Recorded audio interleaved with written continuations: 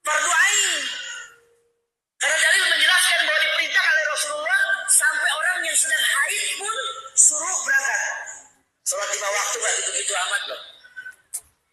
Ibu kenapa bu pada nggak sholat id? Masak kan? Ada orang di rumah. Yang nyuruh masak siapa?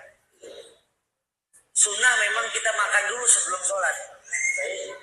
Tapi bukan berarti kita nggak sholat. Bukan.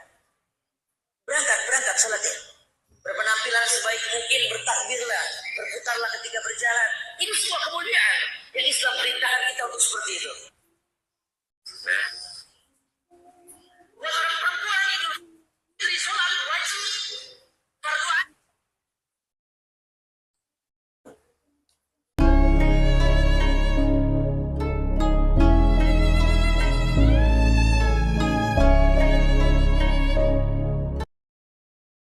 Assalamualaikum warahmatullahi wabarakatuh. Saudara-saudaraku sebangsa setanah air yang kami cintai, yang kami banggakan, yang kami muliakan, kita semua sudah mendengarkan cuplikan video dari seorang Ustadz Wahaboy yang mana mengatakan bahwa seorang perempuan itu wajib, bahkan fardhu ain, untuk menunaikan ibadah sholat Aid. Inilah,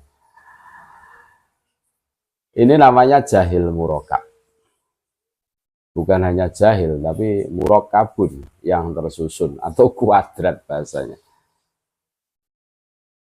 Ini memperlihatkan bahwa Ustadz ini tidak memahami hukum fikih secara benar.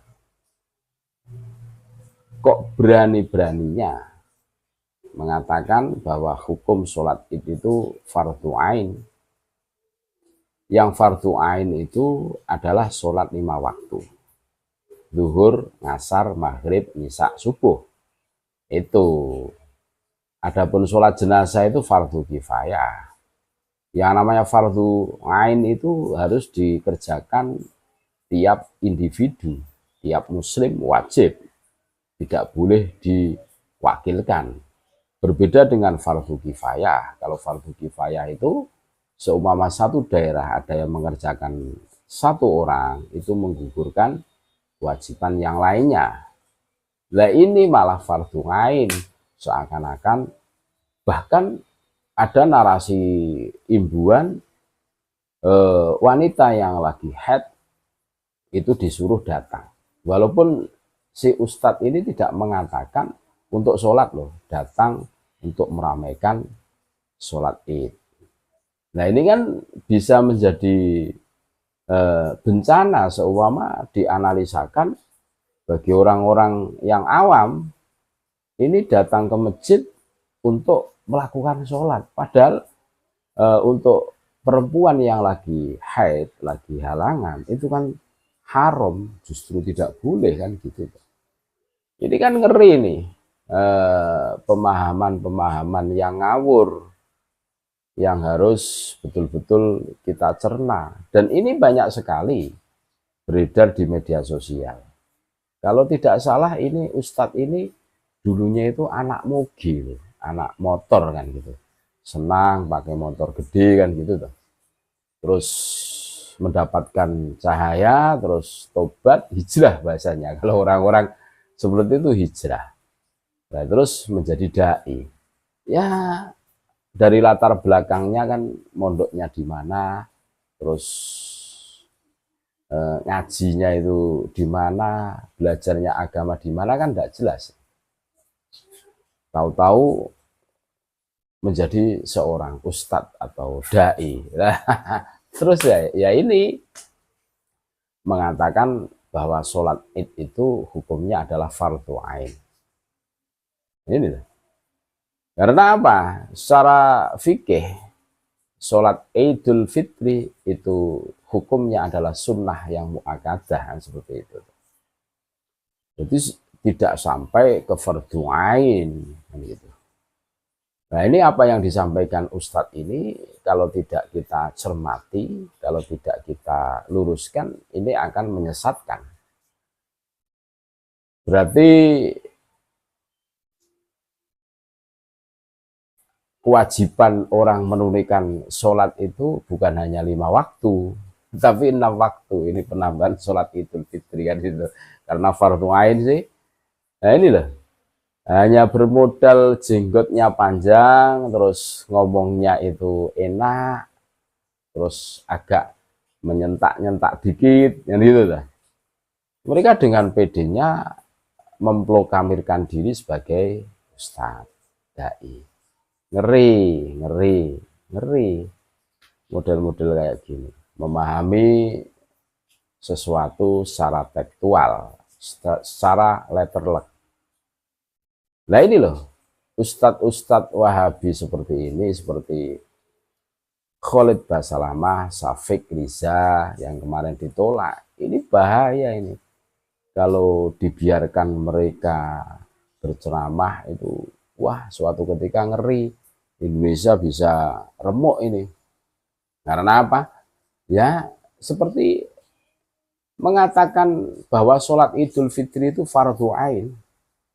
Terus orang perempuan yang lagi haid dianjurkan untuk datang ke masjid dan gitu. Kan ngeri nih, ini maksudnya apa? Mereka memporak-porandakan hukum dalam Islam. Padahal Indonesia ini sudah diajari oleh para wali songo. Yang kebanyakan penganut di Indonesia itu fahamnya adalah faham Sunni, ahli sunnah wal jamaah. Madhabnya mengikuti Syafi'iyah. Ini sangat tertata dan sangat enak. Teori fikihnya itu juga menarik. Makanya kalau kita objektif, sholat yang paling enak dilihat di Arab Saudi pada saat menunaikan ibadah haji atau umroh itu cuma sholatnya orang Indonesia. Lah orang luar negeri sana itu sholat sambil bawa HP, terus berjalan-jalan sambil gendong anak, itu biasa. Tapi kalau di Indonesia ya tidak diajarkan seperti itu kan gitu loh. Tidak diajarkan. Kita harus khusyuk pada saat melakukan sholat kan begitu. Dan ini menarik. Ya kita bisa membayangkan semua ada orang sholat di sebelah kita, terus jalan, terus pegang HP, terus gendong anak, kan gitu loh. Ini mau sholat atau mau ngurusi anak, kan gitu loh. Ya sudah, kalau sholat ya sholat, ngurusi anak ya ngurusi anak, tentukan pilihan, tentunya seperti itu loh. Nah inilah ustadz-ustadz seperti ini banyak sekali di Indonesia dengan istilah jargon mereka yang sangat terkenal, kembali kepada ajaran Al-Quran dan As-Sunnah katanya. Tapi justru orang-orang seperti ini yang merusak jargon mereka itu sendiri. Kengawuran-kengawuran dalam menganalisis suatu hadis, ya ini menyebabkan mereka kebingungan. Mereka berani sekali mengatakan bahwa sholat Idul Fitri adalah fardu ain, bagi wanita yang haid dianjurkan untuk datang walaupun tidak mengatakan untuk sembahyang. Ini kan ada tanakut, ada benturan hukum. Yang mana yang terkenal di Indonesia hukumnya sholat Idul Fitri adalah sunnah muakkadah. Kan seperti itu toh. Tidak sampai level fardu ain. Nah ini kan mengada-ngada. Ini mengada-ngada. Karena Rasulullah Shallallahu Alaihi Wasallam menganjurkan, nah terus dihukumi fardu ain. Belum tentu ini, belum tentu. Ini anjuran baginda Rasulullah Shallallahu Alaihi Wasallam. Iya, tapi kan tidak sampai, menurut ulama ahli tafsir hadis kan tidak sampai level fardu ain. Begitu guys. Makanya hari ini kita harus berhati-hati untuk menerima suatu ilmu, suatu doktrin yang masif dihembuskan oleh kelompok-kelompok yang di situ mempunyai visi misi dengan jargon hijrah, dengan jargon kembali kepada ajaran Al-Quran dan As-Sunnah. Padahal sangat jauh dari itu semua. Terima kasih. Tetap NKRI harga mati. Assalamualaikum warahmatullahi wabarakatuh.